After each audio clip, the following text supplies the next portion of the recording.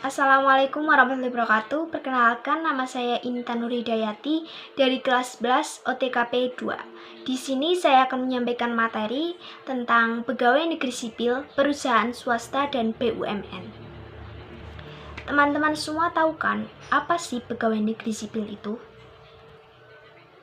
Ya, pegawai negeri sipil adalah warga negara Indonesia yang telah memenuhi syarat dan ketentuan diangkat oleh pejabat yang berwenang untuk diserahi tugas dalam suatu jabatan negeri atau diserahi tugas negara yang ditetapkan berdasarkan peraturan perundang-undangan dan digaji menurut peraturan perundang-undangan yang berlaku. Pada tahun 2014, undang-undang ini diganti dengan Undang-Undang Nomor 5 Tahun 2014 tentang Aparatur Sipil Negara yang menyatakan bahwa PNS adalah warga negara Indonesia yang memenuhi syarat tertentu dianggap sebagai pegawai aparatur sipil negara atau ASN secara tetap oleh pejabat pembina kepegawaian untuk menduduki jabatan pemerintahan. Dari pengertian di atas, dapat kita simpulkan bahwa PNS adalah warga negara Republik Indonesia yang sudah memenuhi syarat yang telah ditentukan lalu diangkat oleh pejabat berwenang menjadi pegawai dan diberikan tugas dalam suatu jabatan dan digaji berdasarkan peraturan perundang-undangan yang berlaku. Apa sih keuntungan menjadi ASN atau pegawai negeri sipil itu? Yang pertama adalah gaji tetap dan cenderung naik. Yang kedua, mendapat beberapa tunjangan.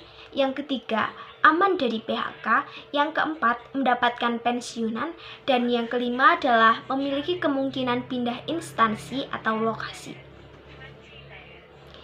Sedangkan kewajiban pegawai negeri sipil ada pada pasal 3 Peraturan Pemerintah Nomor 53 Tahun 2010 tentang disiplin pegawai negeri sipil.